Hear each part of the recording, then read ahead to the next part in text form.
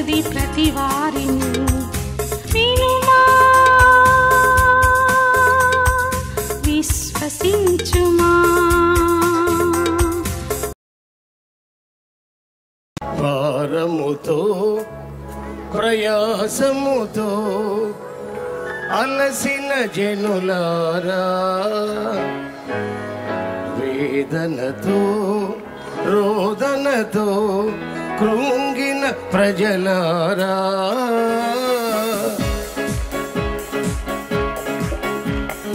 అందరు చప్పట్లు కొడుతూ సంతోషంగా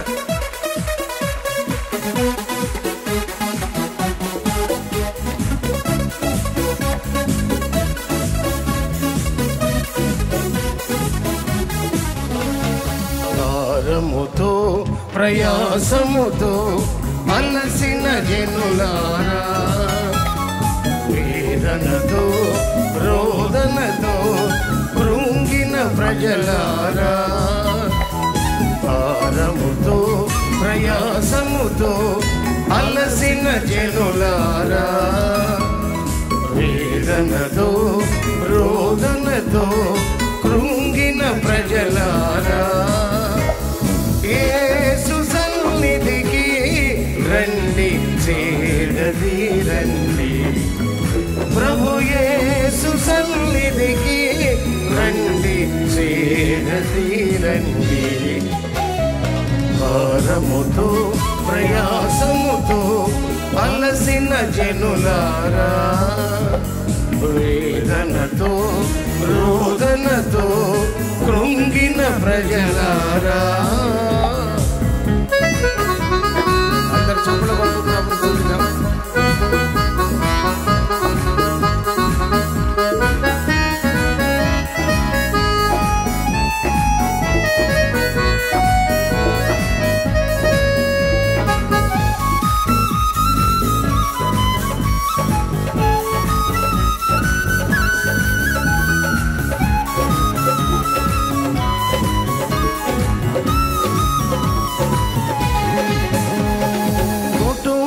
సమస్యల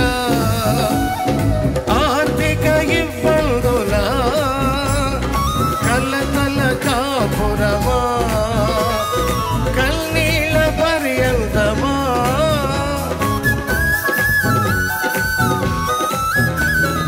కుటుంబ సమస్యల ఆర్థిక ఇబ్బందుల కలతల కాపురమా, కన్నీళ్ళ పర్యంతమా, యేసు సన్నిధికి రండి సమస్య తీరునండి, ప్రభు యేసు సన్నిధికి రండి సమస్య తీరునండి.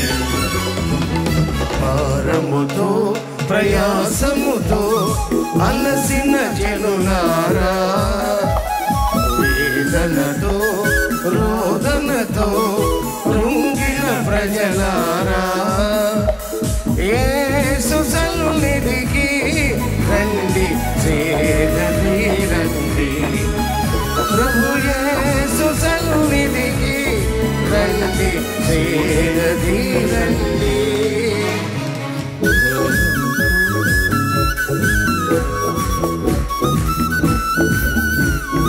అందరూ చప్పట్లు కొడదాం, అర్థం చేసుకుంటూ పాడదాం.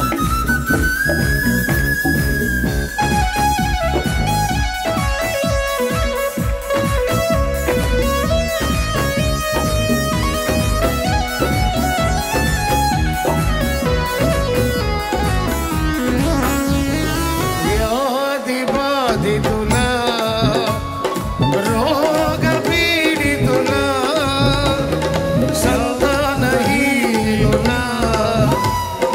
అశాంతి జీవుల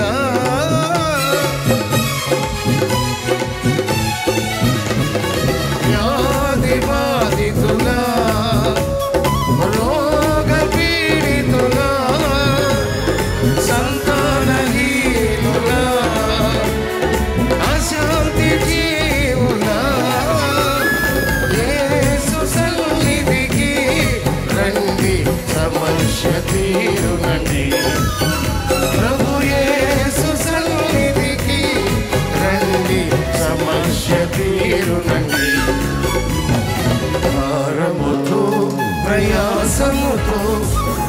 అలసిన జనులారా, వేదనతో రోదనతో కృంగిన ప్రజలారా,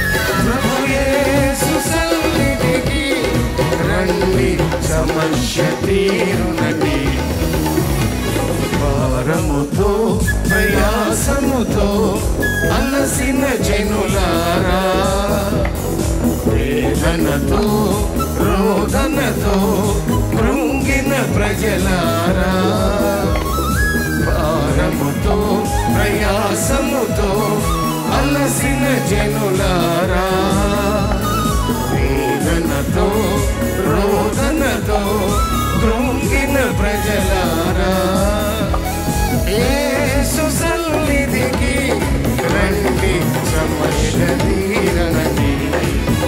ప్రభు యేసు సన్నిధికి రండి, సమస్య తీరునండి.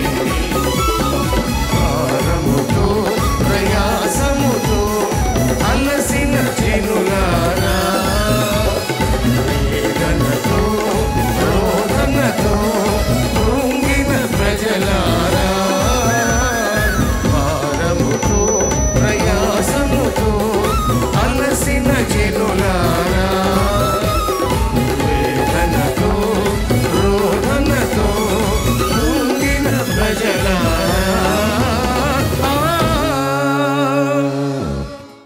బైబిల్ తీసి చూపించండి త్వరగా. నిన్నటి కంటే ఎక్కువ బైబిల్ వచ్చాయేమో చూద్దామని. ఇంటికో బైబిల్ కాదండి, మనిషికో బైబిల్ ఉండాలి. దివ్య గ్రంథము, దివ్య గ్రంథము ఎచటనైనా చదివిన సహాయం దొరుకును. కష్టములు వచ్చిన దుఃఖములు కలిగిన విడువకుండా చదువుడి దివ్య గ్రంథం. ఏం గ్రంథం ఇది? మీ ఎదురుకుండా మీ బైబిల్ పెట్టుకోండి, నాతో పాటు ఈ మాటలు చెప్పండి. ఇది నా దేవుని వాక్యం, ఇది నన్ను ఆదరిస్తుంది, ఇది నన్ను బలపరుస్తుంది, ఇది నన్ను పాపంలో పడకుండా కాపాడుతుంది, నా సమస్యలకు జవాబులు ఇస్తుంది. నా దేవుని వాక్యం సజీవం కలిగింది, నా దేవుని వాక్యం తేనె వంటిది, నా దేవుని వాక్యం పాల వంటిది, నా బ్రతుకును చూపించే అద్దం వంటిది. ఈ వాక్యాన్ని నా హృదయంలో ఉంచుకుంటా, ఈ వాక్యాన్ని ధ్యానిస్తా, పఠిస్తా, ధ్యానిస్తా, అనుసరిస్తా. నా దేవుని వాక్యం నాకెంతో ఇష్టం. ఒకసారి మీ బైబిల్ని గుండెలకు ఎత్తుకోండి. ఆమేన్. యోహాను సువార్త 5వ అధ్యాయము 1-2వ వచనం దగ్గర నుండి కొన్ని వచనాలు చదువుతున్నాను, వినండి. యెరూషలేములో గొర్రెల ద్వారము దగ్గర హెబ్రీ భాషలో బెతెస్దా అనబడిన ఒక కోనేరు కలదు. దానికి 5 మంటపములు కలవు. ఆయా సమయాలకు దేవదూత కోనేటిలో దిగి నీళ్లు కదిలించుట కలదు. నీరు కదిలింపబడిన పిమ్మట మొదట ఎవడు దిగునో వాడు ఎట్టి వ్యాధి గలవాడైనను బాగుపడును గనుక ఆ మంటపములలో రోగులు, గుడ్డివారు, కృంటివారు, ఊచకాలు చేతులు గలవారు గుంపులుగా పడి ఉండిరి. యెరూషలేములో గొర్రెల ద్వారము దగ్గర బెతెస్దా అని ఒక కోనేరు కలదు. ఈరోజు కూడా మనం యెరూషలేము వెళ్తే ఈ బెతెస్దా కోనేరుని చూడొచ్చు. నేను 2 సార్లు యెరూషలేము వెళ్ళాను. అక్కడ బెతెస్దా కోనేరు ఇప్పుడు శిథిలావస్థ స్థితిలో ఉన్నది. బైబిల్లో ఉన్న విధంగా లేదు కానీ పాడుబడిపోయిన కట్టడాలతో ఉన్నది. అక్కడ ఒక నీటి కొలను, ఎండిపోయిన నీటి కొలను ఉన్నది. యేసుక్రీస్తు జీవించిన సమయంలో ఈ బెతెస్దా కోనేరు, బెతెస్దా అంటే కరుణాపీఠము అని అర్థం. అది కరుణ చూపించే స్థలముగా ఉన్నది. ఆ నీళ్ళల్లో చుట్టూ 5 మంటపాలు ఉన్నాయి, మధ్యలో కోనేరు ఉంది. ఆ కోనేటిలో ఆయా సమయాలలో దేవదూత వచ్చి నీళ్లు కదిలిస్తూ ఉన్నప్పుడు, ఆ నీళ్లు కదిలించినప్పుడు ఎవడు మొదట దూకుతాడో వాడు ఎట్టి వ్యాధి గలవాడైనప్పటికీ బాగుపడిపోతున్నాడు. కాబట్టి అక్కడ రకరకాల రోగులు, గుడ్డివారు, కుంటివారు, ఊచకాలు చేతులు గలవారు గుంపులు గుంపులు గుంపులు గుంపులు గుంపులుగా పడి ఉన్నారు. ఈరోజు కూడా స్వస్థత కావలసిన వాళ్ళు ఎందరో అని అడిగితే అందరూ, నాకు ఏ రోగము లేదు, నేను 100% హెల్తీగా ఉన్నాను అని చెప్పేవాళ్ళు ఎంతమంది ఉంటారంటే ఒకళ్ళిద్దరు ఉంటారో లేదో తెలీదు. ఇవాళ ఉన్నానన్నవాడు రేపు సిక్ అయిపోతాడు, రేపు రోగగ్రస్తుడు అవుతాడు. రోగాలు పెరిగిపోతున్నాయండి. డాక్టర్లు పెరిగిపోతున్నారు, మందులు పెరిగిపోతున్నాయి, దాంతోపాటు కొత్త కొత్త కొత్త కొత్త రోగాలు వచ్చేస్తున్నాయి. ఇప్పుడు రోగాలు కనిపెట్టే యంత్రాలు వచ్చిన తర్వాత మన తాత ముత్తాతలకు కూడా రకరకాల రోగాలు ఉంటాయి కానీ వాళ్ళకి తెలిసేది కాదు అది. కానీ ఇప్పుడు చిన్న రోగం వచ్చినా ముందు పెద్ద భూతత్వంలో చూసుకొని ఆ రోగాలను చూసుకొని భయపడి పెద్ద రోగం తెచ్చుకుంటున్నారు. ఓ చిన్న రోగం వస్తే దానికి డాక్టర్ దగ్గరికి వెళ్తే, ఈ రోజున కొన్ని హాస్పిటల్స్కి వెళ్తే ఒక చిన్న ఆపరేషన్ అంటే కనీసం ₹1,00,000 ఉంటే కానీ వాడికి స్వస్థత లేదు. వాడిని కోసి, వాడికి మత్తిచ్చి, వాడిని కోసి, వాడికి మాత్రలు ఇచ్చి, వాడిని 15 రోజులు పడుకోబెట్టి ఆ తర్వాత ₹1,00,000 ఓడబెరుక్కుంటారు. ఎక్కడ చూసినా ఈ రోజున హాస్పిటల్స్లో చూడండి కుప్పలు కుప్పలు కుప్పలు జనం. ఈరోజు క్రైస్తవ కూటాల్లో చూడండి కుప్పలు కుప్పలు కుప్పలు జనం. ఇందులో ఎంతమంది స్వస్థత కోసమే వచ్చారో నాకు తెలియదు. తప్పకుండా రోగాలు ఉన్నాయి మీకు, నాకు కూడా ఉన్నాయి రోగాలు. నాకు చాలా రకాల బాధలు ఉన్నాయి, చాలా యాక్సిడెంట్స్ అయ్యాయి, చాలా ఆపరేషన్లు అయ్యాయి, చాలా భాగాలు నా శరీరంలో పాడయ్యాయి. వాటిని మళ్ళీ దేవుడు రెస్టోర్ చేస్తున్నాడు. మళ్ళీ వయసును బట్టి వచ్చే బలహీనతలు ఉన్నాయి, రకరకాల రోగాలు వస్తూనే ఉంటాయి, పోతూనే ఉంటాయి. ఆ రోగాన్ని పట్టుకొని ఏలాడకూడదు మనం. అవి వస్తాయి, పోతాయి.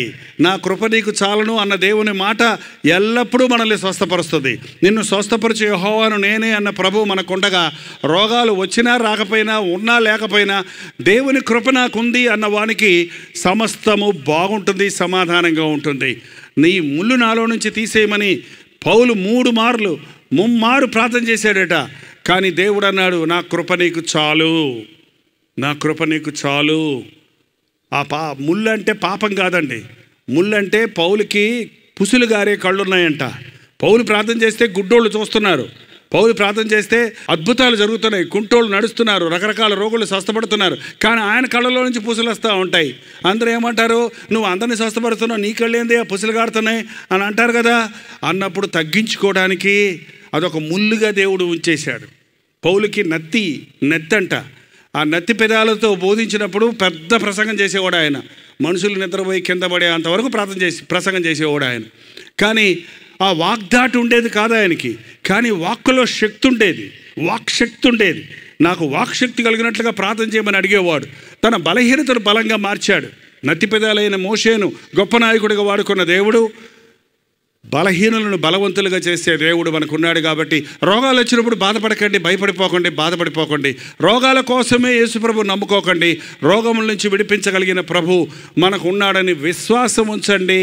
తన సమయంలో తను సమస్తము చక్కగా చేసే దేవుడు, ఎప్పుడు ఏది నీ కావాలో అది చేయగలిగిన దేవుడు ఉన్నాడు. కనుక శ్రమలో ఉన్నప్పుడు, వేదనలో ఉన్నప్పుడు దేవుని యందు నిరీక్షణ కలిగి ఉండటం నేర్చుకోనండి.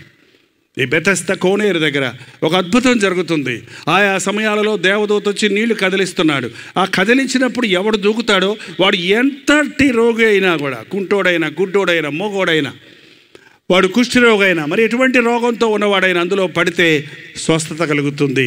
అందుకొరకు స్వస్థత పొందాలనే ఆశతో గుంపులు జనులు వచ్చి 5 మండపాల్లో, చుట్టూన్న మండపాల్లో కూర్చొని ఉన్నారు. ఎప్పుడు నీళ్లు కదులుతాయా అని. బైబిల్ చదివేటప్పుడు అండి అక్షరాలు చదవటం వేరు, అక్షరాల మధ్య ఉన్న ఆత్మీయ అనుభవం, ఆత్మీయ సందేశం వేరు. ఇక్కడ ఈ కొలను ఇక్కడ ఈ కొలను, ఈ నీరు దేవుని వాక్యానికి గుర్తుగా ఉంది. దేవుని వాక్యం మన చేతిలో ఉంది. ఇందులో వాక్యం అనే ఉదక స్థానంతో దేవుడు మనల్ని శుద్ధి చేస్తారని అనేక సార్లు మనం బైబిల్లో చదువుతున్నాం. దేవుడి వాక్యము నీటి వంటిది. ఆయా సమయాలలో దేవదూత వచ్చి నీళ్ళు ఏం చేస్తుందంటే కదిలిస్తూ ఉంది. ఆ కదిలించినప్పుడు ఎవడు దూకుతాడో వాడికే స్వస్థత, మిగిలినోడికి కాదు. ఇదిగో ఇలాంటి సభల్లో ఈ వాక్యాన్ని మేము ఏం చేస్తున్నామంటే ఈ రిఫరెన్సులు తీసి దాన్ని కదిపిస్తూ ఉన్నాం, ఆ వాక్యాన్ని వివరిస్తూ ఉన్నాం, ఆ వాక్యంలోని విషయాలను మీకు తెలియజేస్తూ ఉన్నాం. ఆ వాక్యం ద్వారా పరిశుద్ధాత్ముడు మన యొక్క స్థితిగతులను మనకు తెలియజేస్తూ ఉన్నాడు.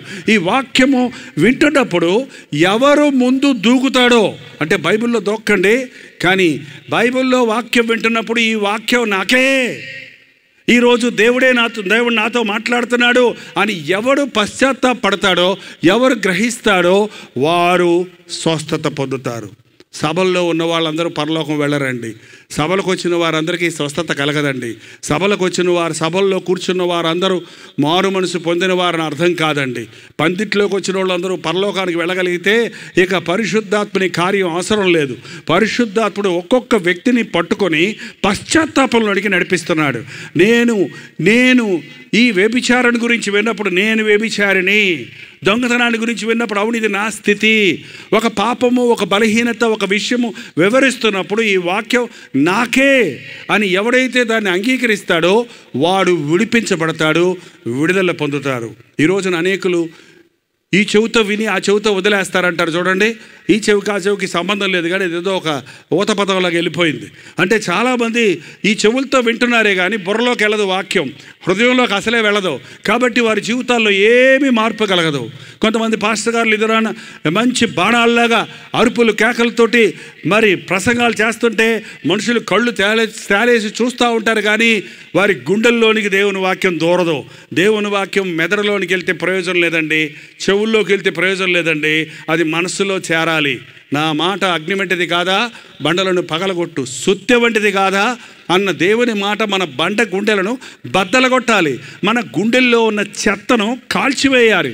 కాబట్టి దేవుని వాక్యం మనం వింటున్నప్పుడు ఈరోజు దేవుడు నాతో ఏం మాట్లాడుతున్నాడు, నా జీవితంలో ఒప్పుకోవలసిన తప్పేమైనా ఉందా, నేను సరిదిద్దుకోవాల్సిన విషయం ఏమైనా ఉందా, నా హృదయంలో దాచబడిన పాపం ఏమైనా ఉందా, నేను నేర్చుకోవలసిన పాఠం ఏమైనా ఉన్నదా, నేను ఆదరణ పొందవలసిన విషయం ఏమైనా ఉన్నదా అని మీ హృదయాలకు అనునయించుకోకపోతే మీరు ఎన్ని మీటింగుల్లో కూర్చున్నా, ఎన్ని టీవీ ప్రోగ్రాములు వీక్షించినా ఎటువంటి మార్పు కలగదు, ఎటువంటి విడుదల కలగదు. ఎవరు మొదటగా దూకుతాడో వాడికే స్వస్థత. రోగాల నుంచి పోగుపడాలని బెతెస్దా కోనేరు దగ్గరకు వచ్చారు. ఆ బెతెస్దా కోనేరులో ఆ నీళ్ళల్లో దూకినప్పుడు నా రోగం పోతుందని కాచుకొని ఉన్నారు. అక్కడ గుంపులుగా ఉన్నారు. ఈ రోజున ఎన్ని మంది గుంపులండి. మేము కల్వరి ఉజ్జీవ సభలు అని పేరు పెట్టాం, కానీ కల్వరి స్వస్థత సభలు అని పేరు పెట్టుంటే ఇక్కడ అద్భుతాలు జరుగుతాయి, స్వస్థతలు జరుగుతాయి అని పెద్ద బోర్డు పెట్టి పెద్ద సాక్ష్యాలు చెప్పిస్తే ఈ ఆవరణంతా నిండిపోయి ఉండేదండి. ఎందుకంటే రోగం లేని మానవుడే లేడు. అందరూ వస్తారు, క్రైస్తవులు వస్తారు, నామకార్థ క్రైస్తవులు వస్తారు, పెద్దోళ్ళు వస్తారు, గొప్పోళ్ళు వస్తారు, చిన్నోళ్ళు వస్తారు. ప్రతివాడికి ఎవడి రోగం వాడికి ఉంది. ఏమంటే కొంతమందికి మాయదార రోగం అంట. ఏం రోగం అది? మన ఊర్లో అంటుంటాం, కోపం వచ్చిన వేరా నీకు ఏమన్నా మాయదార రోగమా అంటే ఏంటా మాయదార రోగం ఏంటంటే దుష్టమైన కార్యాలు చేసేవాడు, పొరుగువాడి భార్యను ఆశించేవాడికి ఏ రోగం పట్టుకుంది? తన భార్య ఉండగా, చక్కటి బిడ్డలు ఉండగా పొరుగువాడి భార్యను వాడికి ఏ రోగం వచ్చిందండి? వాడికి పాపము మానలేని కన్నులు గలవాడుగా ఉన్నాడు. ఎంతమంది ఈ రోజున స్త్రీలు ఏడుస్తున్నారు, నా భర్త నన్ను నా బిడ్డలను విడిచిపెట్టి పరస్త్రీ వ్యామోహంలో ఉన్నారండి. నా భర్త పరస్త్రీ వ్యామోహంలో పడిపోయి తన సంపాదన అంతా అక్కడే ఇస్తున్నాడు, నీటికి రావటం లేదు, మేము దిక్కులేని వాళ్ళం అయిపోయామని ఎంతమంది భార్యలు బిడ్డలతో ఏడుస్తున్నారో తెలుసా? జాగ్రత్త. వేశ్య నోరు లోతైన గొయ్యి, పరస్త్రీ ఇరుకైన గుంట. ఈ రోజున అనేకులు అటువంటి పరిస్థితుల్లో ఇరుక్కొని పైకి రాలేని పరిస్థితుల్లో ఉన్నారు. అన్ని రోగాలకు మించిన ఈ వ్యభిచార రోగం. ఒకడు నిప్పుల మీద నడిచిన ఎడల వాడి కాళ్ళు కమలకుండునా, ఒకడు ఒడిలో అగ్ని ఉంచుకునే ఎడల వారి వస్త్రములు కాలకుండునా, తన పొరుగువాని భార్యను కూడువాడు ఆ ప్రకారమే నాశనమగునని దేవుని వాక్యం సెలవిస్తూ ఉంది. పాపం మానలేని కన్నులు గలవారు. ఈ సెల్ ఫోన్లు వచ్చాక అపవిత్రమైన కార్యాలు, నగ్నమైన దృశ్యాలు ఆ సెల్ ఫోన్లో చూస్తూ మానసికమైన వ్యభిచారానికి చోటిస్తున్నారు. ఆలోచనల్లో వ్యభిచారపు తలంపులతో నిండిపోయి ఉన్నారు. జాగ్రత్త, నీకు వ్యభిచార రోగమున్నది. ఆ పాపాన్ని మానలేకపోతున్నావు. నేను చాలామంది యవనస్తులు నాతో చెప్తుంటారు, అన్నా నా కోసం ప్రార్థన చేయండి అన్నా, నేను 1-2 సార్లు ఏదో యాక్సిడెంటల్గా అనుకోకుండా చూశాను కొన్ని బొమ్మలు, ఇప్పుడు నా మనసు చూడు చూడు చూడు చూడు అంటుంది. నేను చూడను అనుకుంటున్నాను, కానీ నా చేతకాటం లేదు, నా ఆధ్వర్యంలో లేవు, నేను ఆ బొమ్మలకు బానిసైపోయాను, నా మనసంతా పాడు చేసుకుంటున్నాను, నా ఆలోచనలన్నీ పాడైపోయింది, నా చదువంతా పాడైపోయింది, నేను ఎప్పుడు గిల్టీ కాన్షియస్, ఒక విధమైన నేరారోపణ చేసే మనసుతో బతుకుతున్నాను, కృంగిపోతున్నాను, ఆలోచనలో చెడిపోతున్నాను. ఎంతమంది యవనస్తులు ఇది నాన్న పాడైపోతున్నారు. చిన్న కడుపు నొప్పి, చిన్న తలనొప్పి, కాళ్ళు నొప్పులు, ఏమంటే ఈ జబ్బుల కోసం కాదు, మీకున్నటువంటి ఇటువంటి పాపము మానలేని కన్నులు కలిగి ఉంటే ఈ రాత్రి దేవుడు నిన్ను స్వస్థపరచడానికి సిద్ధంగా ఉన్నాడు. మత్తు పదార్థాలకు బానిసమై ఉంటే ఈ రోజున సారాయి, పొగ త్రాగటం వంటివన్నీ ఓల్డ్ ఫ్యాషన్ అండి. ఈ రోజున చాలామంది యవనస్తులు ఇంజక్షన్లు చేసుకుంటున్నారు, డ్రగ్ అడిక్ట్స్ అయిపోతున్నారు. ఆ పౌడర్ నోట్లో వేసుకోవటం, ఆ ఇంజక్షన్లు గుచ్చుకోవటం, వారికి వారే మత్తు కలుగు చేసుకొని శరీరాన్ని పాడు చేసుకుంటున్నారు. జాగ్రత్త, నీ పాప రోగం నుంచి విడిపించడానికి యేసుక్రీస్తు ఈ లోకానికి వచ్చి తన శరీరములో మన రోగములకు కావలసిన శిక్షను భరించాడు, రావలసిన శిక్షను భరించాడు. ఆయన పొందిన దెబ్బల ద్వారా ఈ రోజున మనకు స్వస్థత ఉన్నది. ఎలాంటి రోగులైనా, ఎలాంటి కుంటివారు, గుడ్డివారు, మోగవారు, ఎటువంటి రోగులు గుంపులు అక్కడ పడి ఉన్నారు. ఆ స్థలానికి ఒకసారి యేసు ప్రభువు వచ్చాడు. యేసు ప్రభువు వచ్చినప్పుడు ఏం జరిగిందో చూద్దాం. అక్కడ 38 ఏండ్ల నుండి వ్యాధి గల ఒక మనుష్యుడుండెను.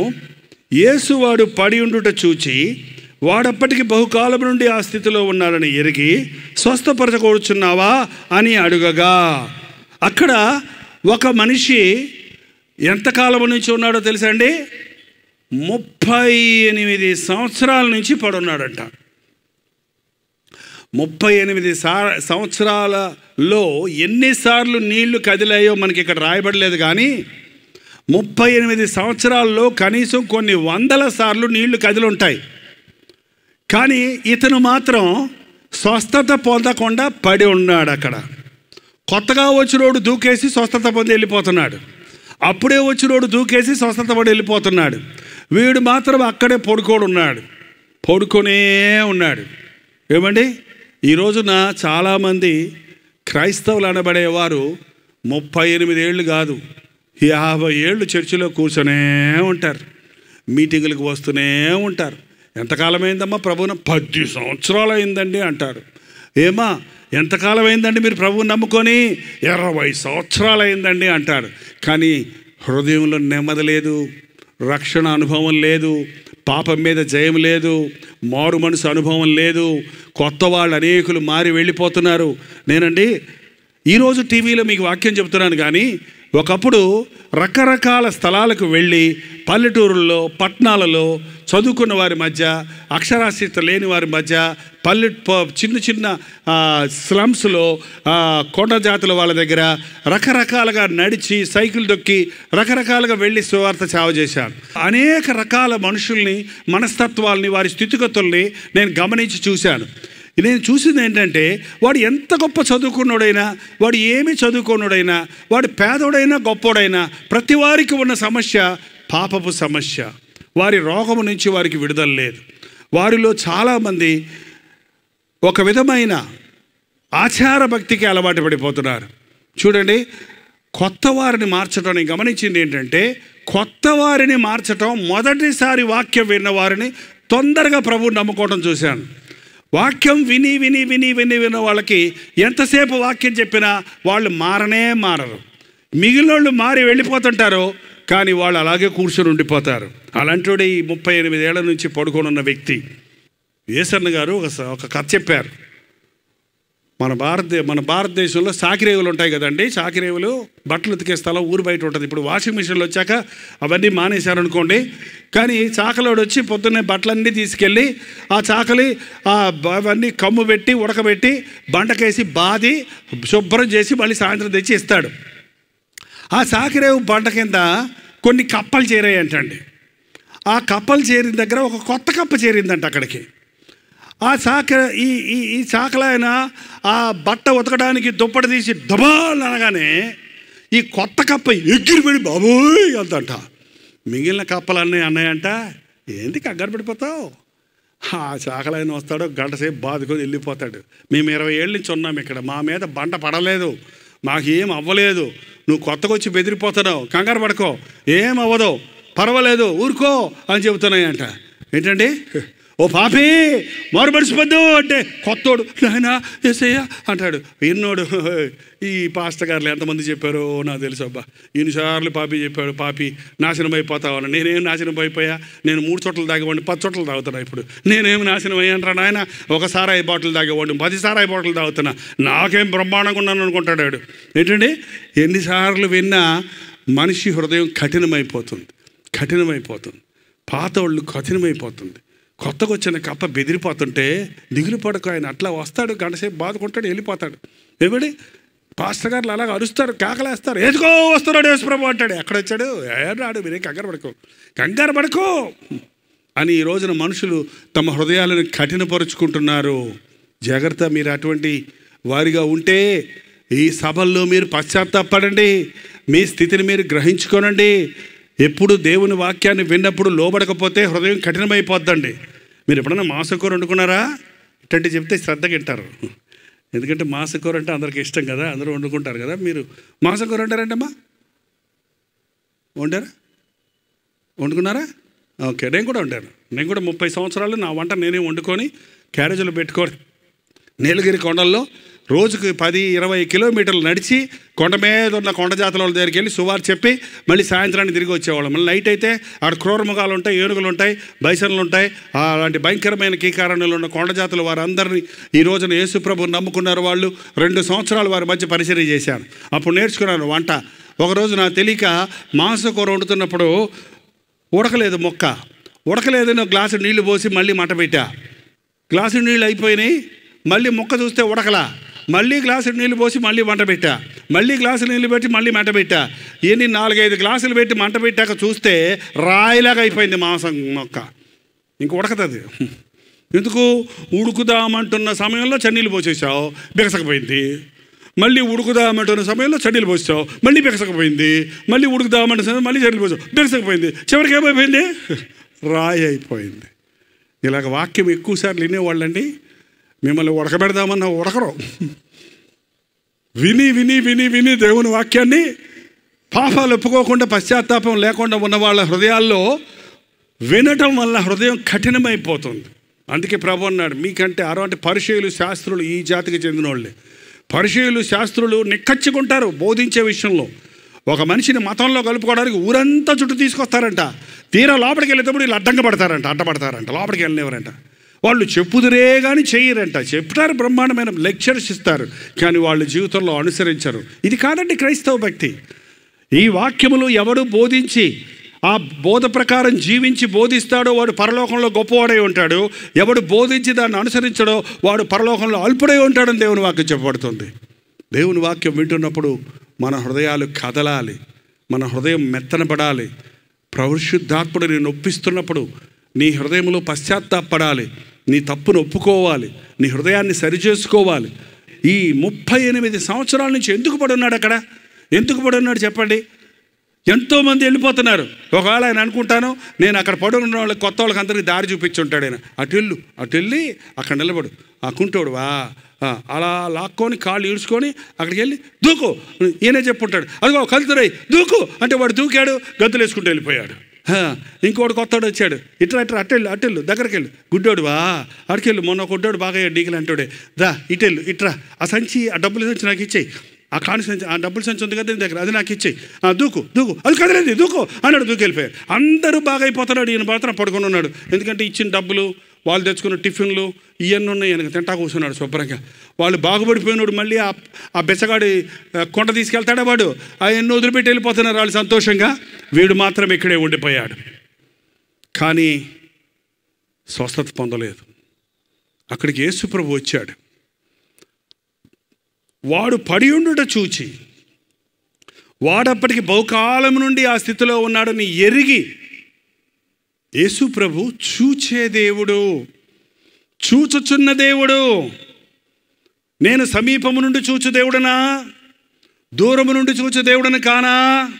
నాకు కనబడకుండా రహస్య స్థలంలో దాక్కొనగలిగిన వాడు ఎవడైనా కలడా? నువ్వు చీకట్లో ఉంటే దేవునికి తెలీదా? ఇంటికి మాట్లాడుకుందాం అంటే మీరు గదులలో చెవులలో చెప్పుకున్న గుసగుసలు మిద్దెల మీద ప్రకటించబడతాయి. నువ్వు చీకటిలోకి వెళ్ళినా అది చీకటి, అది నాకు చీకటి కాదు. నువ్వు కూర్చుంటుట, లేచుట, నువ్వు మాట్లాడుట, నీ నడక, నీ పడక నేను పరిశీలన చేస్తున్నాను. దేవా, నేను ఎక్కడికి వెళ్ళిపోతాను? ఆకాశంలోకి వెళ్తే నువ్వు అక్కడున్నావు, పాతాళంలోకి వెళ్తే నువ్వు అక్కడున్నావు. చీకట్లో వెళ్దామంటే చీకటిగా నీకు లేదు. నీ యొద్ద నుంచి, నీ ఆత్మ నుంచి నేను ఎక్కడ తప్పించుకోగలను అని దావీదు అంటున్నాడు. ఒక్కసారి ఆలోచించేయండి. నిన్ను చూచే దేవుడు ఉన్నాడండి. ఆ పోతీఫర్ భార్య యోసేపు అంగీ పట్టుకొని, నా భర్త లేకుండా చేశాను, బయటికి పంపించేశాను, పనులందరినీ వేరే పని ప్రభావించేశాను, నాతో వ్యభిచరించు, నాతో సైనించు, ఎవరు చూడటం లేదు, ఇంట్లో ఎవరు లేరు అని అంటే యోసేపు ఏమన్నాడు? ఇంత ఘోరమైన దుష్కార్యము దేవుని ఎదుట నేను ఎలాగో చేతును? మనుషులు ఎవరు చూడకపోయినా దేవుడు చూస్తున్నాడు. జారత్వము నుండి దూరంగా పారిపోమని చెప్పిన దేవుడు, నా యజమాని భార్యవైన నీవు నా తల్లి సమానురాలివి, నీతో నేను ఎలా సైనిస్తాను అని ఆమె చేతుల్లో నుంచి గింజుకొని పారిపోయడం దేవుని వాక్యంలో సెలవిస్తుంది.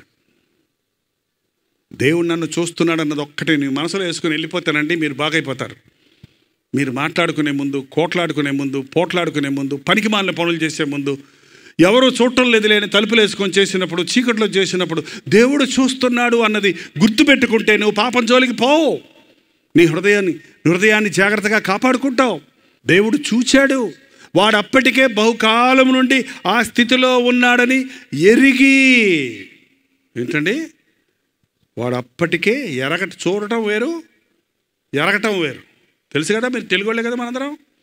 నన్ను ఎక్కడైనా చూసావా అంటే చూశాను, ఎప్పుడో చూశాను అంటారు. కానీ ఎరగటం అంటే నువ్వెవరు, నీ పేరేంటి, మీ భార్య పేరేంటి, మీ పిల్లలు ఎంతమంది, మీ ఇల్లు ఎక్కడుంది, మీ ఉద్యోగం ఏంటి, అన్ని సంగతులు తెలియటం అనేది ఎరగటం. యేసు ప్రభు మనల్ని చూసే దేవుడే కాదు, మనల్ని బాగా ఎరిగిన దేవుడు, మన హృదయాంతరేంద్రియాలను ఎరిగిన దేవుడు, మన ఆలోచనలను ఎరిగిన దేవుడు. వాడు అప్పటికే చాలా రోజుల నుంచి అక్కడ పడున్నాడని ఎరిగి దగ్గరికి వెళ్ళి ఏమన్నాడు చూడండి, స్వస్థపడగోరుచున్నావా అని అడిగాడు.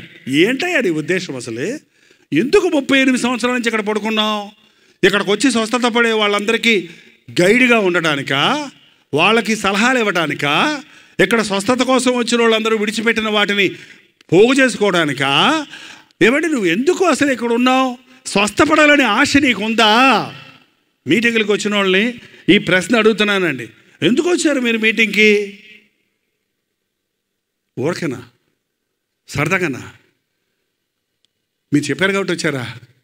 ఎందుకండి? నేను స్వస్థపడాలి, నేను మేలు పొందాలి, నేను ఆధ్యాత్మిక ఆశీర్వాదాన్ని సంపాదించుకోవాలి, నేను రక్షించబడాలి, నేను పరలోక రాజ్యం కొరకు సిద్ధపడాలి, నేను ప్రభు రాకడ కొరకు సిద్ధపడాలి, నాలో ఈ బలహీనత ఉంది, ఇందులో నుంచి విడుదల పొందాలి, నాకు ఈ రోగం ఉంది, ఈ రోగం నుంచి నేను స్వస్థత పొందాలి, నాకు ఈ బాధ ఉంది, ఈ బాధ నుండి నేను ఉపశమనం పొందాలి అన్న ఆశతో మీరు మీటింగ్ రాకపోతే ఏం ప్రయోజనం లేదండి. ఏం ప్రయోజనం లేదు. ఎందుకు నీవు వచ్చావు? ఏంటి నీ మనసులో ఆశ? స్వస్థపడగోరుచున్నావా అంటే ఆయన ఏమన్నాడండి? ఆ రోగి, అయ్యా నీళ్ళు కదిలించబడినప్పుడు నన్ను కోనేటిలో దించుటకు నాకెవడు లేను గనక నేను వచ్చినంతట్లో మరి ఒకడు నాకంటే ముందుగా దిగునని ఆయనతో, అబ్బా అయ్యా నాకెవడు లేడు, ఆ నీళ్ళు కదిలించినప్పుడు నేను దాంట్లో దూకటానికి నాకు తీసుకెళ్ళేవాడు ఎవడు లేడు, నాకంటే ముందు ఇంకొకటి వచ్చి పడిపోతున్నాడు. ఎంతకాలం నుంచి ఉన్నాడు అక్కడ? 38 ఏళ్ళ నుంచి. అంటే ఒడ్డుకు పోయి చేరడా? ఏంటో చెప్పడం లేదు. ఏంటి కదలలేనోడైనా కూడా అట్ట 38 ఏళ్ళు అంచుకు పోయి పడలేడా? వెళ్ళలేడా? వెళ్ళొచ్చు, కానీ మనసు లేదు. వెళ్ళొచ్చు చాలామంది ఈ రోజుల్లో వంకలు చెప్తుంటారు, సాకులు చెప్తుంటారు. ఎందుకయ్యా నువ్వు మారు మనసు పొందలేదు, ఎందుకయ్యా నువ్వు ప్రభువుని నమ్ముకోలేదంటే మా పాస్టర్ గారు సరిలేడు అంటారు కొంతమంది. పాస్టర్ గారు సరిలేకపోతే నీకెందుకు? ఎందుకయ్యా నువ్వు ప్రభువుని నమ్ముకోలేదంటే ఆ ప్రభువుని నమ్ముకున్న వాళ్ళందరూ సరిలేరు. ఏంటండి, ప్రభువుని నమ్ముకున్న వాళ్ళందరూ సరిలేకపోతే నేను పెనుగొండ అనే ఊరిలో ఒక యవనస్తుల కూటం పెట్టి మీరు నిజమైన క్రైస్తవుని ఎప్పుడైనా చూశారా అని అడిగానండి. ఒక 30-40 మంది యవనస్తులు ఉన్నారు. నిజమైన క్రైస్తవుని ఎప్పుడన్నా మీరు చూశారా అంటే అందరూ చెప్పిన జవాబు ఏంటో తెలుసా? చూడలేదు. అప్పుడు నేను అన్నాను, నువ్వే ఒక నిజమైన క్రైస్తవుడిగా ఉండడానికి ఎందుకు ప్రయత్నం చేయకూడదు? ఏంటండి, అందరూ సరిలేరు అంటున్నావు కదా, నేను సరైన వాడిగా ఉంటానని నువ్వు ఎందుకు నిర్ణయించుకోకూడదు? అందరిలో లోపాలు ఉన్నాయి అంటున్నావు కదా, నేను లోపం లేని వాడిగా ఉంటాను అని ఎందుకు అనుకోకూడదు? చాలామందికి ఈ రోజున తప్పులెన్నువారు తండోపతండములు, తప్పులెన్నువారు తమ తప్పులు ఎరుగరయ్యా, విశ్వదాపి రామ విసుగేసి తోమా అన్నారంటే ఎవరు? తప్పులు, ఇతరుల తప్పులు పెట్టుకుంటాం. నేను చెవి ఎక్కి వారి మాటలు ఆలకించాను, వారి పనికి మాలిన మాటలు ఆడుతున్నారు. నేనేమి చేసితేనని పశ్చాత్తాపడేవాడు ఒకడనూ లేడని ప్రభు చెప్తూ ఉన్నాడు. ఈ రోజున నీ తప్పును నువ్వు తెలుసుకునే స్థితిలో నీవు ఉంటే నీకు స్వస్థత కలుగుతుంది, నీకు రక్షణ కలుగుతుంది, నీకు విడుదల కలుగుతుంది, నీ సమస్య తీరుతుంది. ప్రభువు నిన్ను వెతుక్కుంటూ వస్తున్నాడు ఈ సభలో ఈ రాత్రి. నీకోసమే ఈ సభ ఏర్పాటు చేయబడింది. నువ్వు స్వస్థపడాలని వచ్చావా? నువ్వు మారుమనసు పొందాలని వచ్చావా? నీ దురభ్యాసాల నుంచి విడుదల పొందాలని వచ్చావా? నీ రోగాల నుంచి స్వస్థత పొందాలని వచ్చావా? నీ గర్భఫలం పొందాలని వచ్చావా? నీ ఆశ, ఒక ఆశతో వచ్చావా దేవుని దగ్గరికి? ఒక గురితో వచ్చావా? ఏమంటే ఒక డాక్టర్ దగ్గరికి మనం వెళ్ళినప్పుడు డాక్టర్ కూర్చోమని ఏం చేస్తాడు చెప్పండి? ఏం చేస్తాడండి? ఏంటమ్మా నీ బాధ ఏంటంటే మీ బాధను అడుగుతాడా లేకపోతే ఏమడగడా? ఫస్ట్ ఏం చెప్పాలి డాక్టర్కి? ఎక్కడ నొప్పో చెప్పాలి. ఇక్కడ నొప్పండి అంటే చొక్కా ఇప్పంటే నా చిగ్గండి చెప్పనండి, గడ్డ వచ్చిందంటే ఇక్కడ నేను తీయనండి అంటే డాక్టర్ ఏం చేస్తాడు? ఇక దేవుని దగ్గరకు వచ్చినప్పుడు పాపం దాస్తే ప్రయోజనం లేదండి. హృదయ స్థితిని దాచుకుంటే ప్రయోజనం లేదు. ఆయన ముందు నిలబడాలి. ఇది నా స్థితి ప్రభా, ఇది నా బలహీనత ప్రభా, ఇది నా దోషం ప్రభా, ఇది నా రహస్య జీవితం ప్రభా అని నువ్వు చెప్పినప్పుడే నీకు స్వస్థత.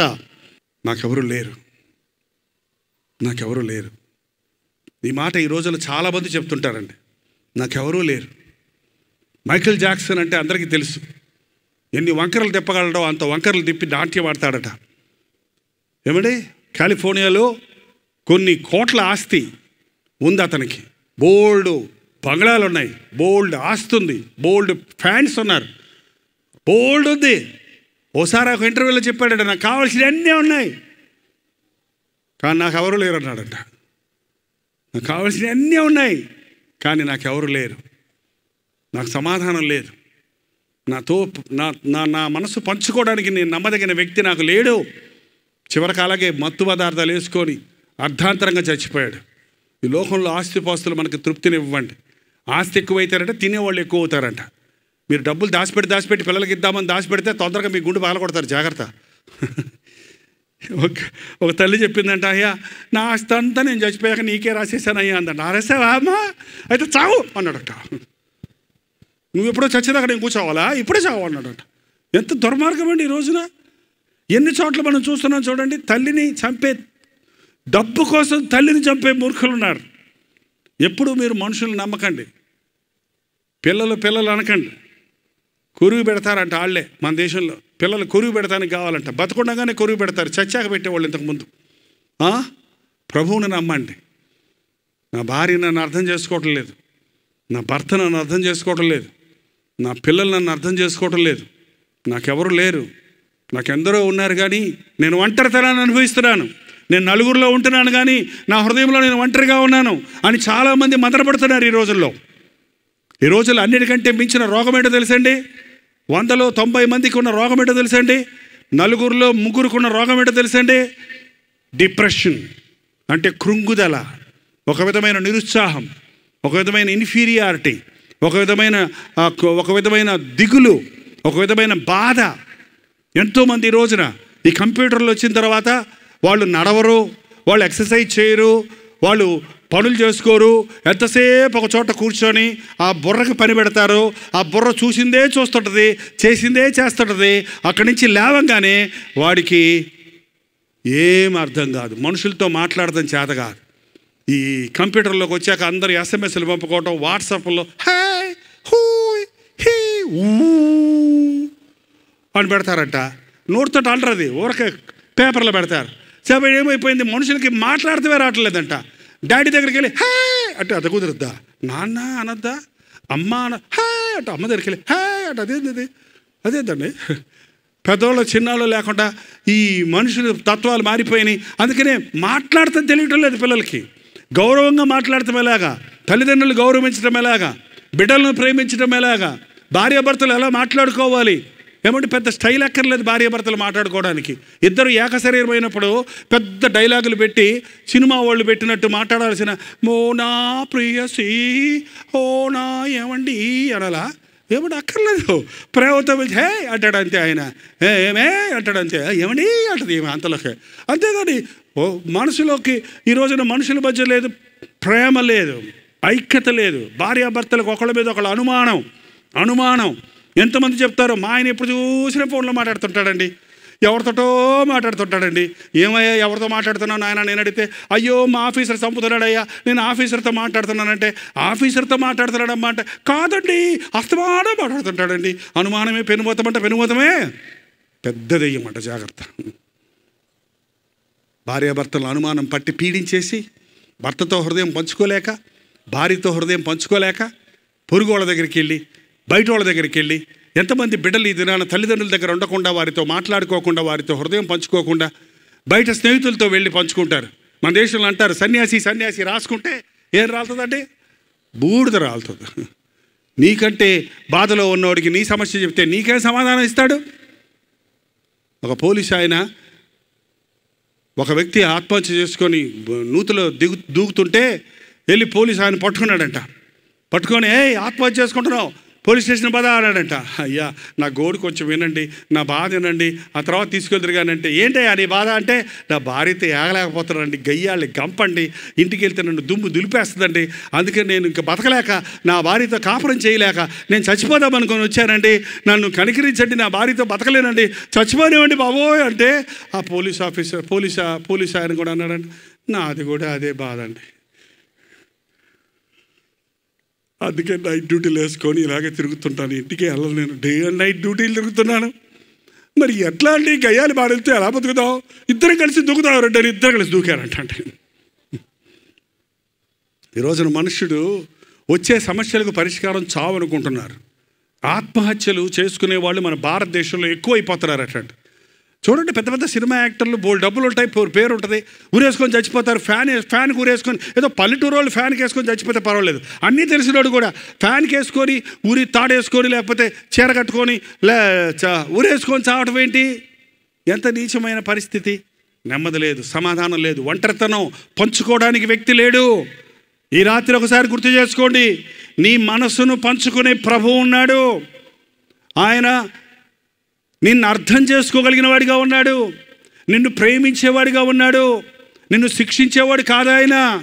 నేను నీకు శిక్ష విధించను, ఇక నువ్వు వెళ్ళి పాపము చేయకుమని ఆ పాపాత్మురాలతో చెప్పిన ప్రభు, నీవు ఎలాంటి పాపివైనా, ఎలాంటి పరిస్థితుల్లో ఉన్నా, నీ హృదయంలో నీవు కృంగిపోయి ఉన్నా, బేజారైపోయి ఉన్నా, నా యేసయ్య నన్ను అర్థం చేసుకుంటాడన్న నిరీక్షణతో నువ్వు మోకాళ్ళ మీద పడితే ప్రభు నిన్ను విడిపిస్తాడు, నిన్ను స్వస్థపరుస్తాడు.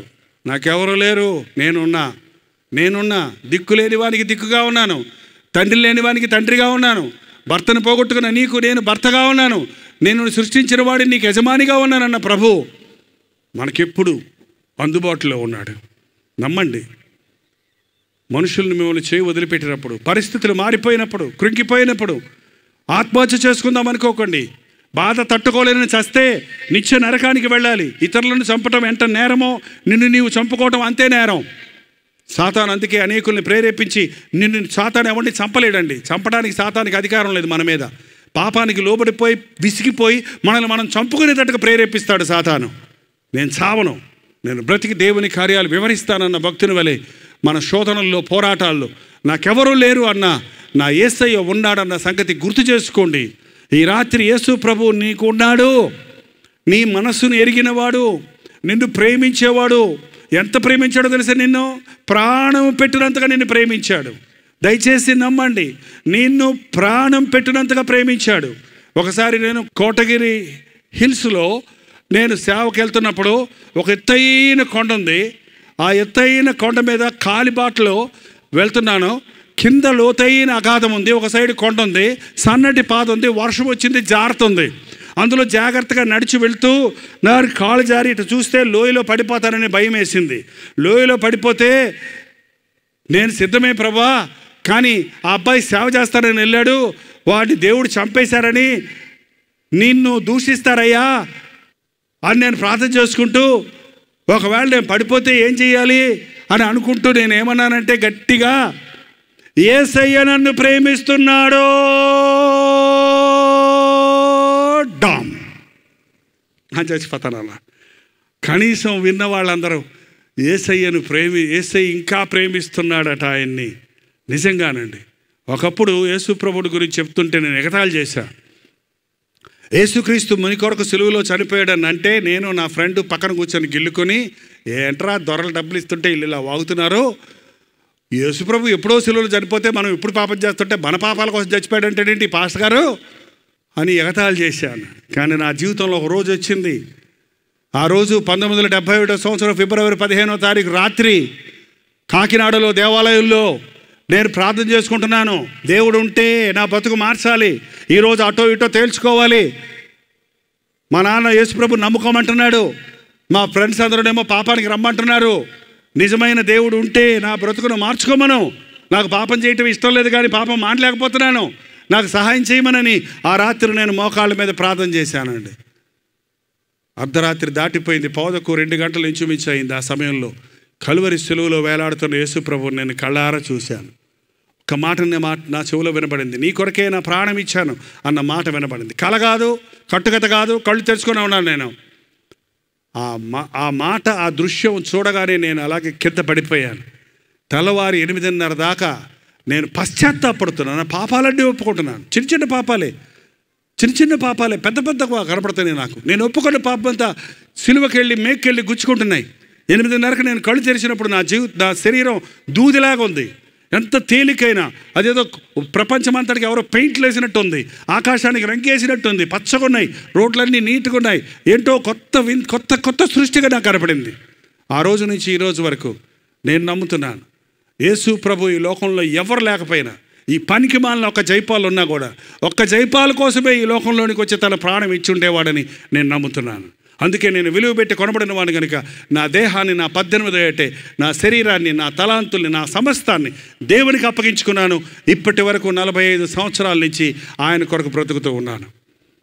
ఆ కల్వరి అంటే నాకు అదే ఇష్టం. అందుకే నా గుండెను బద్దలై కొట్టిన దృశ్యం అది, నన్ను జీవితాన్ని మార్చిన దృశ్యం అది. ఆ రోజు నుంచి ఈ రోజు వరకు ప్రభు కొరకు జీవించే కృపనిచ్చి ఉన్నాడు. మీకు వ్యక్తిగతమైన అనుభవం ఉందా? దేవునితో ముఖాముఖిగా సంధించిన సమయం ఉందా? దేవుడు మీ హృదయాన్ని మార్చాడు అన్న అనుభవం ఉందా? రక్షణ ఆనందం ఉందా? యెహోవా ఉత్తముడని రుచి చూచి తెలుసుకోండి. మేము చెప్పామని కాదు, మీ మట్టుకు మీరు వెళ్ళి మీ గదిలోనికి వెళ్ళి తలుపేసుకొని ప్రార్థన చేయండి. రహస్యమందు మీ ప్రార్థన వింటున్న దేవుడు మీకు జవాబిస్తాడు. నిన్ను ప్రేమించే ప్రభు ఉన్నాడు, నీకోసం ప్రాణమిచ్చిన ప్రభు ఉన్నాడు, నీ సమస్యలన్నిటి నుంచి నేను విడిపించగలిగిన ప్రభు ఉన్నాడని నమ్మండి. నాకెవరూ లేనప్పుడు అన్నప్పుడు నేనున్నాను, అందుకే నేను వచ్చాను. అందుకే నువ్వు ఆ నీళ్ళలో దూకాల్సిన పని, ఈ తతంగం అంతా చేయాల్సిన అవసరం ఏమీ లేదు. నీ పరిపెత్తుకొని లేచినాడు అన్నాడు ఒక మాట, అంతే. 38 సంవత్సరాలు పడున్నవాడు బెడ్ సోర్స్ వచ్చేసి ఉంటాయి, ఒళ్ళంతా పుళ్ళై ఉంటుంది, నరకం మర్చిపోయి ఉంటాడు అసలు. కానీ ప్రభు మాటలో శక్తి ఉన్నది. ఒక్క మాట చాలు, దేవుడు మాట్లాడితే ఒక్క మాట చాలు. లేచి నడవమనగానే వాడు దిగ్గున లేచి తన పరిపెత్తుకొని నడిచాడు. ఎంత అద్భుతం! డాక్టర్ల దగ్గరికి వెళ్ళి బోల్డ్ స్కానింగ్లు తీసి, బోల్డ్ ఆపరేషన్లు చేసి, ఏదేదో ట్రీట్మెంట్ చేసే స్వస్థత ఒక్క మాటలో జరుగుతుంది. నిన్ను నీవు మార్చుకోవాలని, నానా తిప్పలు పడి నిన్ను నీవు క్రమపరచుకోవాలని అనేకమైన ప్రయత్నాలు చేసి విఫలమైనప్పటికీ ఒక్క మాట చాలు నీ జీవితంలో. మళ్ళీ ఆ సారాయి నీకు ముట్టవసలే, అసహ్యం వేస్తుంది అది. మళ్ళీ ఆ వ్యభిచార స్త్రీ దగ్గరికి వెళ్ళవడు అసలేక, అటు పక్క తిరగవని అక్కడికి. అసలు నీ బ్రతుకులో హృదయాన్ని పాపపు హృదయాన్ని తీసివేసి ఆయన నూతన హృదయాన్ని, నూతన ఆత్మనిస్తారన్నాడు. అదంటే యేసుక్రీస్తు ఇచ్చేటువంటి క్రొత్త భక్తి, నిజమైన భక్తి. అతను దిగ్గులు లేచాడు, నడిచాడు. అద్భుతాలు చేసే దేవుడు ఈ రాత్రి మీరు నమ్మితే మీ జీవితంలో గడ్డు సమస్యలుగా ఉన్న చిక్కులు, సంవత్సరాల తరబడి ఉన్న లోటులు తీర్చబడతాయి. ఒక మీటింగ్లో గర్భఫలం కావాల్సిన వారి కోసం ప్రార్థన చేయమన్నప్పుడు గర్భఫలం కావాల్సిన వారి కోసం ప్రార్థన చేశాను. ప్రభా, బోయబడిన గర్భాన్ని తెరవమని. ఆ రాత్రి ఆ క్షణంలోనే దేవుడు ఒక అద్భుతం జరిగించాడు. ఒక సహోదరుడు నాకు ఉత్తరం రాశాడు, వాళ్ళ సతీమణి విషయమై.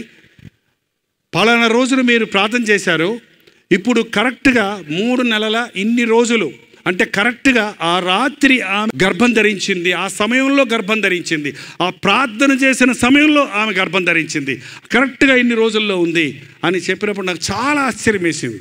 అంటే అంతగా దేవుడు ప్రార్థనకు జవాబిస్తాడా? మనం ఒక అర్జీ పెట్టుకుంటే ప్రభుత్వం వాళ్ళ దగ్గర 3 నెలలు 6 నెలలైనా కదలవయ్యి అక్కడి నుంచి పేపర్లు. కానీ నాకు మొరపెట్టు, నేను నీకు ఉత్తరం ఇస్తానన్న ప్రభు వెంటనే మనకు జవాబు ఇవ్వగలిగిన వాడిగా ఉన్నాడు. నీవు ఎటువంటి రోగంతో ఉన్నవాడివైనా, ఎంతోమంది ఎయిడ్స్ రోగగ్రస్తులు ఈ రోజున యేసుక్రీస్తుని నమ్ముకొని వారి పాపం కొరకు పశ్చాత్తాపడి స్వస్థత పొందుతున్నారు. ఏ డాక్టర్కి చేతగాని క్యాన్సర్ వ్యాధిగ్రస్తులు యేసుక్రీస్తు నామంలో స్వస్థత పొందుతున్నారు.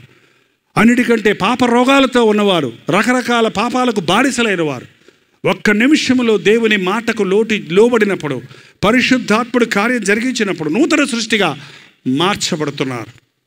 ఈ రాత్రి అలాంటి అద్భుత కార్యాలు ఈ ఆవరణలో చేయాలని ప్రభు ఆశిస్తూ ఉన్నాడు. 14వ వచనం చదివితే, 5వ అధ్యాయం 14వ వచనం. అటు తర్వాత యేసు దేవాలయములో వాడిని చూచి, ఇదిగో స్వస్థత నొందితివి, మరి ఎక్కువ కీడు నీకు కలుగకుండానట్లు ఇకను పాపము చేయకుమని చెప్పగా. ఆ తరువాత అతన్ని ఎక్కడ చూశాడు? దేవాలయంలో చూశాడు. స్వస్థత పొందిన వారు ఎక్కడికి వెళ్ళాలి? దేవాలయానికి వెళ్ళాలి. పాస్టర్ గారులను మేము సన్మానించలేకపోతున్నాం, కానీ ఈ ప్రాంతంలో ఉన్న సంఘాలన్నిటిలోనూ ఈ సభల తర్వాత కొత్తవారు లేక ఆగిపోయి వెనకబడిన వారు తిరిగి వారి సంఘాలకు వెళ్ళాలని, సంఘాభివృద్ధి కలగాలని నేను ప్రార్థన చేస్తుంటాను. వెళ్ళిన చోటల్లా సంఘం పెట్టే ఆ అభిమతం నాది కాదు. 45 సంవత్సరాల నుంచి సేవ చేస్తున్నా నాకు 1-2 సంఘాలు నేను కన్న బిడ్డలతో ఉన్న సంఘాలు తప్ప, ఊరూరా ఆ సంఘంలో ఈ సంఘంలో వాళ్ళని పోగు చేసి టెలివిజన్ ఉంది కాబట్టి ప్రఖ్యాతి చెందాలని, నాకు ఇంతమంది చర్చి మెంబర్స్ ఉన్నారని చెప్పుకోవడానికి ఆసక్తి కలిగిన స్థితి నాకు లేదు, నాకు అవసరం లేదు. దేవుడు నాకు కొలిచిచ్చిన సేవ నేను నమ్మకంగా చేస్తే చాలని నేను నమ్ముతాను. ఈ మీటింగుల్లో మీరు స్వస్థత పొందితే, రక్షించబడితే మీరున్నటువంటి సంఘానికి మీరు వెళ్ళాలి, దేవాలయానికి వెళ్ళాలి. మీరు కొత్తవారైతే మీకు అందుబాటులో ఉన్న మంచి సంఘానికి వెళ్ళి ఆధ్యాత్మికంగా బలపడాలి. అంతేగాని స్వస్థత పొంది మళ్ళీ ఎక్కడికో వెళ్ళిపోవటం ఏంటి? మళ్ళీ ఇంటికి వెళ్ళి సినిమాలు చూడటం ఏంటి? మళ్ళీ ఇంటికి వెళ్ళి పాపంలో ఉండటం ఏంటి?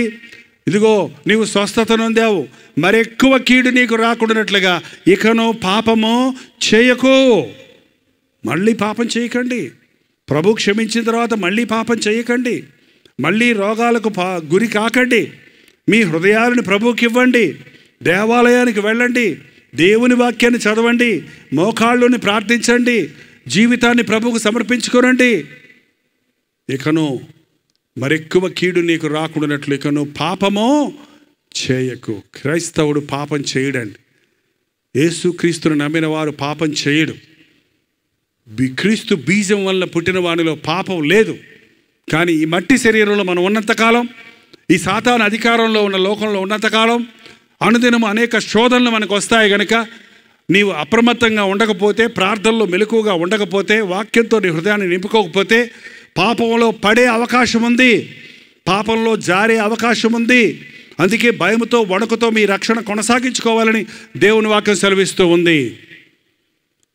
ఒక పంది పిల్లని తీసుకెళ్ళి ఒక బురదగుంటలో, కార్పొరేషన్ వాటర్ పోద్ది కదండి, మురికి గుంట, ఆ మురికి పెంట గబ్బు వచ్చే గుంటలో పడేస్తే ఏమంట తెలుసండి? దానికి నోరు ఉంటే థ్యాంక్ యూ బ్రదర్ అంటది కదండి. ఒక గొర్రె పిల్లని తీసుకెళ్ళి మీరు అదే బురదగుంటలో పడేయండి, ఏమంటుందో?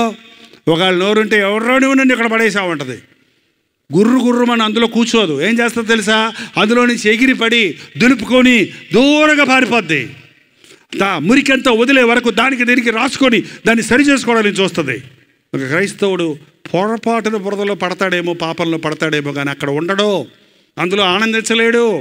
దావీదు పాపంలో పడ్డాడు కానీ అక్కడ ఆనందించలేదు. నా మనసులో నెమ్మది లేదు, నా ఎముకల్లో నెమ్మది లేదు. ఆ పాపం ఒప్పుకొని విడిచిపెట్టే వరకు అతనికి నెమ్మది లేదు. 51వ కీర్తన చదివి చూడండి. అయ్యా నన్ను కడుగు, హిస్సోపుతో నన్ను కడుగు, నా పాపం పోయినట్లుగా నన్ను కడుగు, నీ సన్నిధిలో నుంచి నన్ను తోసేయకు, నీ పరిశుద్ధాత్మ నాలో నుంచి తీసేయకు, నీ రక్షణానందం నాకు మరలా కలుగుచేయి అని గింజుకొని దేవుని ఇచ్చే క్షమాపణ పొందుకున్నాడు. ప్రియ సోదరుడు సహోదరి, పాపంలో పడ్డారని, తప్పు చేశారని తప్పులో కొనసాగొద్దు. మరల క్షమించే ప్రభువు ఉన్నాడు. ఆయన క్షమాపణకు అంతులేదు. ఆయన నిన్ను ప్రేమించేవాడు, ప్రాణం ఇచ్చినవాడు, నీ శిక్ష అంతా భరించినవాడు. మన పాపములను మనం ఒప్పుకొనిన ఎడల ఆయన నమ్మదగిన వాడు, నీతిమంతుడు కనుక మన సకల దుర్నీతి నుండి మనల్ని ఆయన స్వస్థపరుస్తాడని దేవుని వాక్యం సెలవిస్తుంది. ఈ రాత్రి సమయంలో సంవత్సరాల తరబడి మార్పు లేని స్థితిలో ఉన్న వ్యక్తివైనా నిన్నే దేవుడు చూస్తున్నాడు. స్వస్థపడగోరుతున్నావా? విడుదల పొందగోరుతున్నావా? రక్షణ పొందగోరుతున్నావా? సమాధానం పొందగోరుతున్నావా? నా రాజ్య వారసుడు కావాలని ఆశపడుతున్నావా అని ప్రభు నిన్ను అడుగుతూ ఉన్నాడు. అవును ప్రభువా, నాకెవరు లేరు, నువ్వు ఉంటే చాలు, నాకెవరు లేరు, నువ్వు సహాయం చేయి అని నీవు అడిగితే ఒక్క మాటలో ఈ రాత్రి తన అద్భుత కార్యాలు జరిగించబోతున్నాడు. దయచేసి లేచి నిలబడండి. ప్రార్థన చేస్తున్నప్పుడు మీరు నోరు తెరిచి మీ చిక్కులు, మీ బాధలు, మీ మానసిక వ్యధలు, మీ శరీర వ్యాధులు, మీ ఆర్థిక ఇబ్బందులు, మీ ఒంటరితనం, మీ కృంగుదల, మీ బాధ ఏదో అది దేవునితో చెప్పండి. యేసయ్య ఆకాశం నుంచి వంగి తొంగి చూస్తున్నాడు. నీ ప్రార్థన వినాలని ఆశపడుతున్నాడు. నీకు జవాబు ఇవ్వాలని ఇష్టపడుతున్నాడు. 38 సంవత్సరాలు పడున్నవాడు లేచి పరిపెత్తుకొని నడిచినట్లుగా, ఎన్ని సంవత్సరాల నుంచి నువ్వు పాప బంధకాల్లో ఉన్నావో, 12 సంవత్సరాల నుంచి రక్తస్రావం కలిగిన రోగంతో ఉన్నవా, ఆ స్త్రీని ఆ అంగీ ముట్టగానే స్వస్థపరిచిన ప్రభు ఈ రాత్రిని స్వస్థపరచాలని ఆశ కలిగి ఉన్నాడు. 18 ఏళ్లుగా నడుమంగిపోయిన స్త్రీ మీద చేతులుంచగానే ఆమె చక్కగా నిలబడినట్లుగా దేవుడు తన అద్భుత కార్యాన్ని నీకు చేయాలని ఆశపడుతున్నాడు. ఇక నా బ్రతుకు మారదు, ఇక నా జీవితం ఇంతే, ఇక నా జీవితంలో సమాధానం లేదు అని కృంగి ఉన్నావేమో, నీతోనే ప్రభువు మాట్లాడుతున్నాడు. నేనున్నాను, నేను నీ కోసం ప్రాణమిచ్చిన వాడిని, నిన్ను ప్రేమించిన వాడిని, నీకు సహాయం చేయగలిగిన వాడిని ప్రభువు చెప్తూ ఉన్నాడు. ఒక్క మాట చాలు, ఒక్క మాట చాలయ్యా, ఒక్క మాట చాలు, నాతో మాట్లాడయ్యా, ఒక్క మాట చాలు, నా జీవితాన్ని మార్చయ్యా.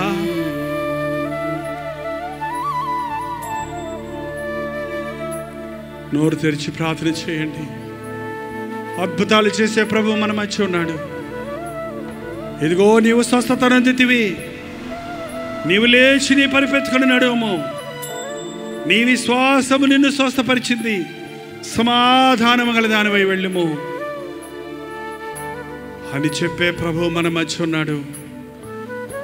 ఇదిగో ఈ రాత్రి సంవత్సరాల తరబడి నీకున్న సమస్య ఒక్క మాటతో తీర్చగలిగిన ప్రభు ఉన్నాడు. సాతాను కట్టి బంధకాల్లో పెట్టిన నీ బ్రతుకును ఒక్క నిమిషంలో విడిపించగలిగిన వాడిగా ఉన్నాడు. సారాయికి బానిసవై బ్రతుకును పాడు చేసుకుంటున్న వ్యక్తిగా ఇక నువ్వు కొనసాగవలసిన అవసరం లేదు. ఈ రాత్రి ఒక అద్భుతాన్ని ప్రభువు నీ పట్ల చేస్తున్నాడు. నమ్మండి, అడగండి. నాయనా నాకెవరు లేరయ్యా, నువ్వు చాలు నాయనా, నాతో మాట్లాడేసయ్యా, నా బ్రతుకును మార్చు నాయనా, నా గర్భఫలం దయచేయి ప్రభువా, నా అప్పుల్లో నుంచి నేను బయటపడే నాయనా, నా చిక్కులు తెచ్చుకున్నాను, ఇందులో నుంచి నేను విడిపించయ్యా. నా సొంత ప్రయత్నాలు చేసి విఫలమైపోయి నేను పడున్న స్థితిలోనే సంవత్సరాల తరబడి వేదన చెందుతున్నానయ్యా. ఈ రాత్రిని ఒక్క మాట పలికితే చాలు, నాకు విడుదలని నమ్ముతున్నానయ్యా. నాతో మాట్లాడేసయ్యా. నోరు తెరిచి ప్రార్థన చేయండి. నాతో మాట్లాడయ్యా, నాతో మాట్లాడయ్యా, నాతో మాట్లాడయ్యా.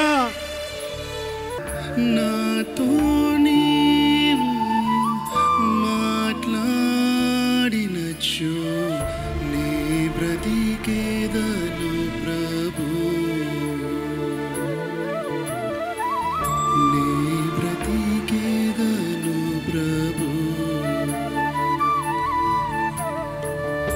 పరిశుద్ధుడా, ప్రేమగల తండ్రి, ఒక్కసారి చేతులెత్తిన వారిని చూడు నాయన.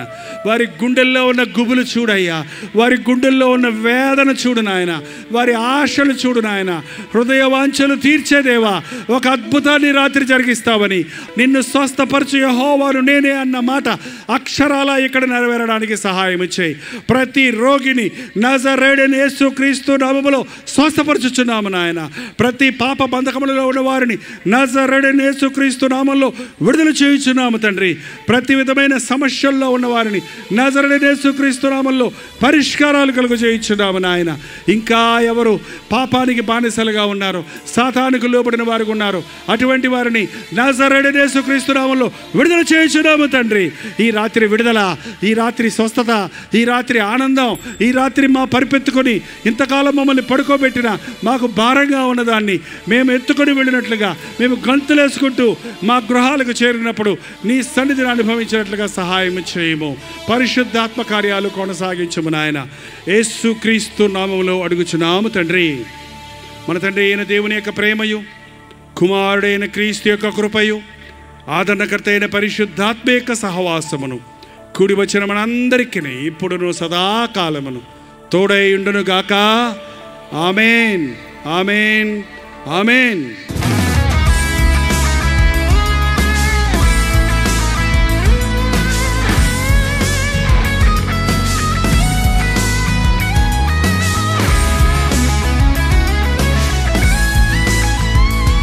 హల్లెలూయా, దేవుడికి స్తోత్రం.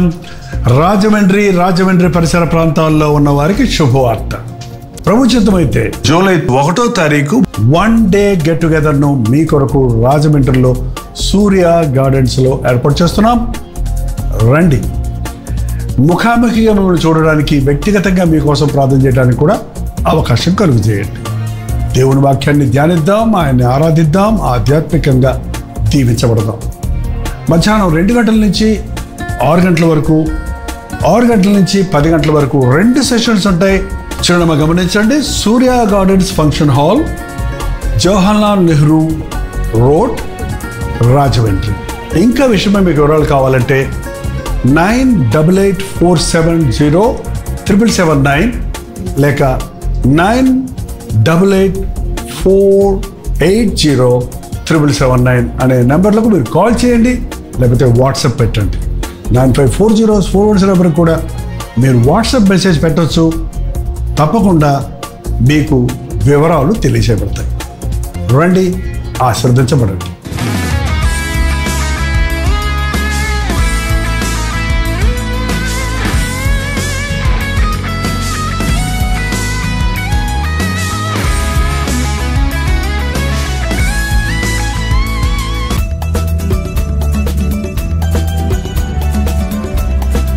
ఒక ముఖ్యమైన విషయం, ఈ జూలై 15కి నేను దేవుని సేవకు వచ్చి 1971 జూలై 15th వచ్చాను. కరెక్ట్గా 54 సంవత్సరాలు అవుతుంది. దేవుడు నన్ను పిలిచాడు, నన్ను అభిషేకించాడు, నన్ను వాడుకుంటున్నాడు. ఈ రోజున అనేక మంది యవనస్తులు వారి టీనేజ్లోనే, వారి యవన ప్రాయంలోనే దేవుని పిలుపును తెలుసుకోవాలి, ఆయన అభిషేకాన్ని పొందుకోవాలనే ఆశతో, సేవ పిలుపున్న వారి కోసం, సేవ చేయాలనే ఆశ కలిగిన వారి కోసం, సేవ చేస్తున్న వాళ్ళ కోసం ప్రత్యేకంగా ఈ మధ్యాహ్నం సెషన్ ఏర్పాటు చేస్తున్నాం. దేవుని పిలుపు అంటే ఏంటి, అభిషేకం అంటే ఏంటి, ఒక దైవజనుడు ఎలా ఉండాలి, దేవుని యొక్క ఆత్మ భారంతో కూడిన మనస్సు ఎట్లా ఉంటుంది అని ముఖ్యమైన అంశాలు. సో రక్షించబడ్డ విశ్వాసులందరూ దేవుని సేవ చేయాలి, ప్రత్యక్షంగా పరోక్షంగా అన్నవారు ప్రత్యేకంగా ఈ మీటింగ్ ఆహ్వానించబడుతున్నారు. రాగలిగిన వాళ్ళు రండి.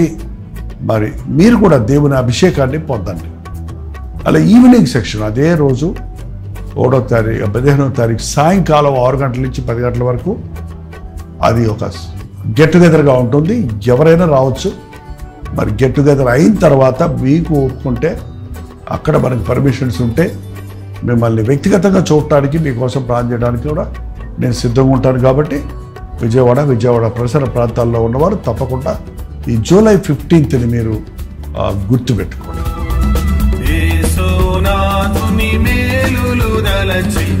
యేసునాథుని మేలులు దలచి స్తోత్రం చెల్లింతుము, స్తుతి స్తోత్రం చెల్లింతుము. దేవుని స్తోత్రం. మీరు విన్న వర్తమానం మీకు ఆశీర్వాదకరంగా ఉంటే, మీ ప్రార్థన అవసరాలు భారాలు ఉంటే 954041 నెంబర్కి ఇప్పుడే ఒక టెక్స్ట్ లేక వాయిస్ మెసేజ్ ద్వారా వాట్సాప్ పంపించండి. మీ వాట్సాప్లన్నీ పరిశీలించి మేము ప్రార్థిస్తున్నాం. ప్రభు అద్భుతంగా మనకు జవాబులు ఇస్తున్నాం. మీరు ఇతర దేశాల్లో ఉంటే 91001008 నెంబర్కి మీ ప్రార్థన అవసరాలు పంపించాం. ఉచితమైతే రేపు ఉదయం 7 గంటలకు అనుదిన ధ్యానంలో మళ్ళీ కలుసుకుందాం. అంతవరకు దేవుని మహాకృప మీకు తోడేడు దాకా.